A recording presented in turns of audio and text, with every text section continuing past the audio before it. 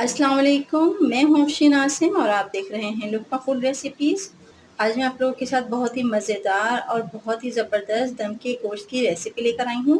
ये बहुत ही मज़ेदार और क्विक रेसिपी है, बहुत ही टेस्टी बनकर तैयार होती है। इस बकरा ईद पर, इसे ईद पर बनाइए, बकरा ईद पे बनाइए या दावतों में बनाइए, बहुत ही मज़े का इसका टेस्ट है। आप ज़रूर ट्राई कीजिएगा, मुझे बहुत अच्छा सा फीडबैक दीजिएगा। तो आइए चलते हैं रेसिपी की तरफ और देखते हैं हम इसे किस तरह से कुक कर रहे हैं।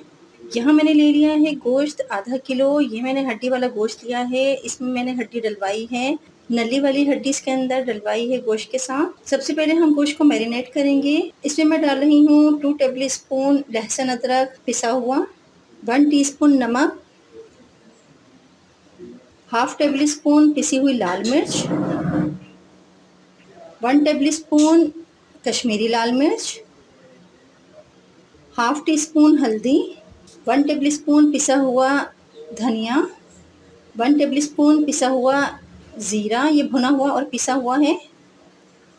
अब इसमें मैं कुछ खड़े गरम मसाले डालूंगी, जिसमें मैंने लिया है तेज़पात 2 अदद, 1 अदद दालचीनी का टुकड़ा, 3 अदद सब्ज़ इलायची, लौंग 5 अदद, 12 से 15 हैं ये काली मिर्च, बड़ी इलायची 1 अदद, दही आधा cup,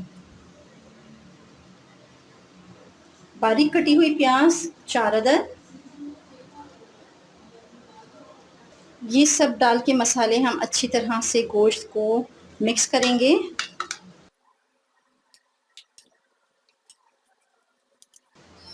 four table spoon cooking oil. सभी मसालों के साथ हम गोश्त को हम अच्छी तरह से मिक्स कर लेंगे और इसको हम मैरिनेट करके रख देंगे 1 घंटे के लिए।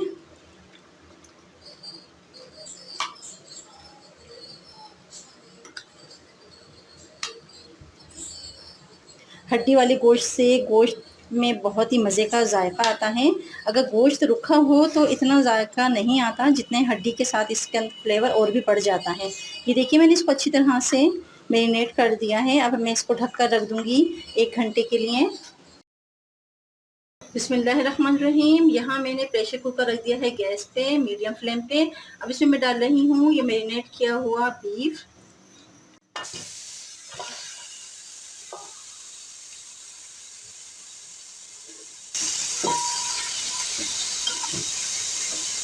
और इसी के साथ इसमें मैं डाल रही हूँ 1 कप पानी। इस बाउल में मैंने ये गोश्त मैरिनेट किया था, ये वही बाउल है, इसी का ही पानी मैंने इसमें डाल दिया है। मीडियम फ्लेम पे हम इसे लिड लगा देंगे और हम इसे 40 मिनट तक पकाएंगे, गोश्त गलने तक। यहाँ मैं इस पे लिड लगा रही हूँ, मिलते हैं 40 मिनट के बाद। यहाँ देखिए 40 मिनट हो चुके थे, मैंने इसका ढक्कन हटा दिया है। अब इसको मैंने रख दिया है लो फ्लेम पे। थोड़ा सा इसमें मुझे लग रहा है पानी है, हम इसको हल्का सा भून लेते हैं। ये देखिए बहुत ही शानदार, बहुत ही मज़ेदार ये बनकर तैयार हुआ है। इसकी हम थोड़ी सी भुनाई करेंगे। मीडियम टू लो फ्लेम पे हमने इसको भूनना है अच्छी तरह से। ट्रेडिशनल खानों में यही बात होती है कि हमें इसको भूनना होता है खूब अच्छी तरह से, बहुत ही मज़े का इसका जायका निकल कर आता है फिर। ये देखिए बहुत अच्छी तरह से ये भून चुका है।